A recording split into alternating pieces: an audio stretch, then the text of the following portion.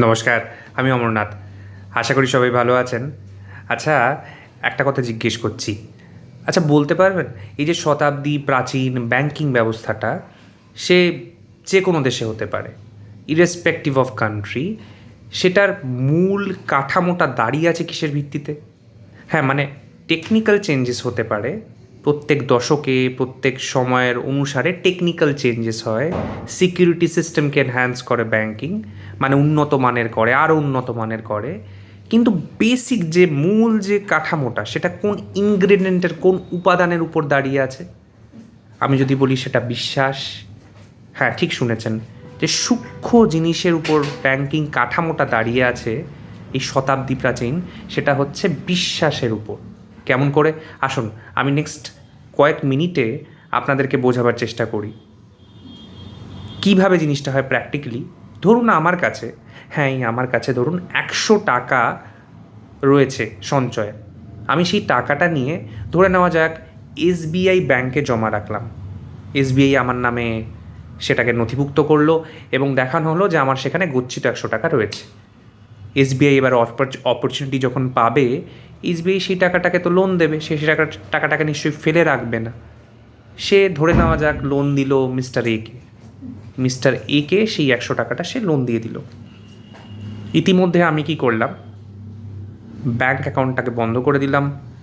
আমি সেই 100 টাকাটাকে তুলে নিয়ে ধরে নেওয়া যাক এইচডিএফসি ব্যাংকে জমা করলাম। মাথায় রাখবেন, সেই 100 টাকাই কিন্তু, হ্যাঁ, এসবিআই থেকে তুলে নিয়ে আমি এইচডিএফসিতে রাখলাম। এইচডিএফসি আমার নামে নতুন করে রেকর্ড বানালো, আমার নামে নথিভুক্ত হলো সেই 100 টাকা। এইচডিএফসি আবার একটা অপরচুনিটি পেয়ে মিস্টার বিকে সেই 100 টাকাটাই লোন দিয়ে দিল। এবার চিন্তা করে দেখুন, ঠান্ডা মাথায়, ইতিমধ্যে এসবিআই মিস্টার একে লোন দিয়েছে আমার 100 টাকা, আমি সে টাকা বার করে নিয়ে এইচডিএফসিতে রেখেছি। এইচডিএফসি আবার সেই টাকা লোন দিয়েছে মিস্টার বিকে। আমার কাছেও 100 টাকা আছে, রাইট, যেটা এখন এইচডিএফসিতে আছে। অর্থাৎ কি না, মিস্টার এ আমার কাছে এবং মিস্টার বির কাছে একই সময় 100 100 100 300 টাকা আছে। কিন্তু অ্যাকচুয়ালি তো 100 টাকা, যেটা আমি জমা দিয়েছিলাম, আমি আবার তুলে নিয়ে এইচডিএফসিতে রাখলাম। কী করে এটা সম্ভব, কী করে এটা হয়?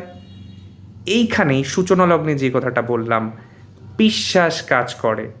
ঠিক শুনেছেন, বিশ্বাস কাজ করে। এই বিশ্বাসে যদি কোনো সময় ঘুণ ধরে, তখন কিন্তু দেখবেন, যখনই ধরেছে ইতিহাসে, ব্যাংকিং ব্যবস্থাটা একেবারে বেস থেকে লণ্ড ভণ্ড হয়ে যায়। এটাকে সুপারসিড করে যাওয়া, এটাকে অতিক্রম করে যাওয়ার কিন্তু আর কোনো রাস্তা নেই, যুগ যুগ ধরে পাওয়া যায়নি। আশা করি ভাল লাগলো ভিডিওটা। স্টে টিউনড, ভালো থাকবেন, দেখতে অবশ্যই থাকবেন।